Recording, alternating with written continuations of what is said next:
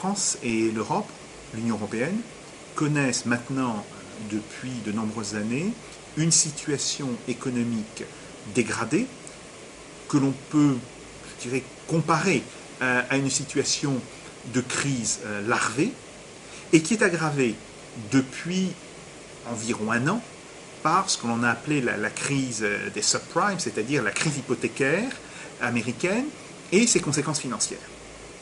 Alors, je crois que la question économique centrale à laquelle nous sommes confrontés, ce n'est pas simplement la réponse à la crise financière, c'est un point important, mais c'est de comprendre que la crise financière est elle-même une réaction à une situation économique malsaine qui s'est développée depuis environ une dizaine d'années en Europe et plus d'une vingtaine d'années aux États-Unis. Alors, de quoi s'agit-il? Essentiellement d'un système économique, ou disons d'une variante de capitalisme, pour être plus précis, où les profits se développent au détriment de la masse salariale. Un petit peu comme si le système capitaliste voulait garder les profits, mais essayer malgré tout de se développer alors que ses acheteurs n'auraient plus les moyens financiers dont ils ont besoin.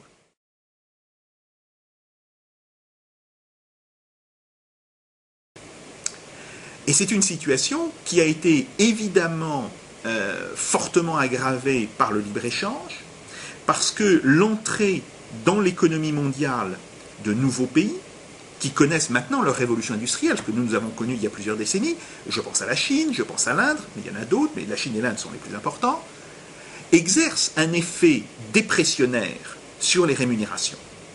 Donc nous avons une situation où les rémunérations salariales sont tirés vers le bas, les profits sont tirés vers le haut, mais l'on veut quand même de la croissance. C'est contradictoire parce que pour qu'il y ait croissance, il faut fondamentalement qu'il y ait de la demande.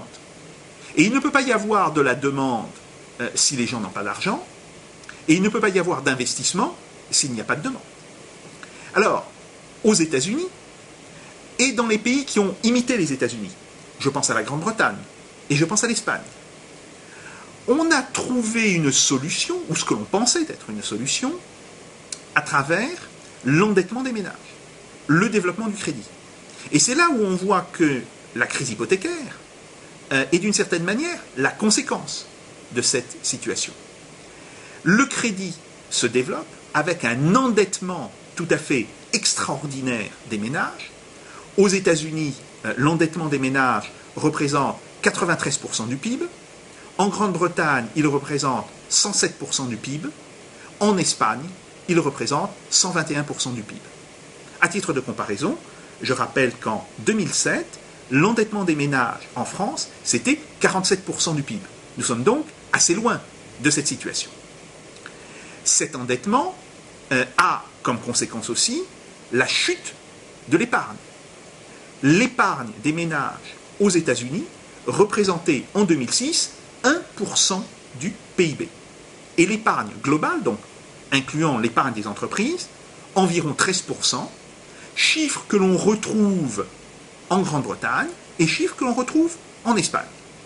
Là encore, je souligne l'opposition avec d'autres pays qui n'étaient pas engagés sur ce modèle de développement du capitalisme, l'Allemagne, la France, l'Italie, où le taux d'épargne est de l'ordre de 20% et où l'épargne des ménages est comprise entre 8 et 12%, suivant les pays, et puis bien entendu, les pays d'Asie, qui appartiennent encore à un autre modèle de capitalisme, et où le taux d'épargne dépasse les 25, 28, parfois plus de 30%.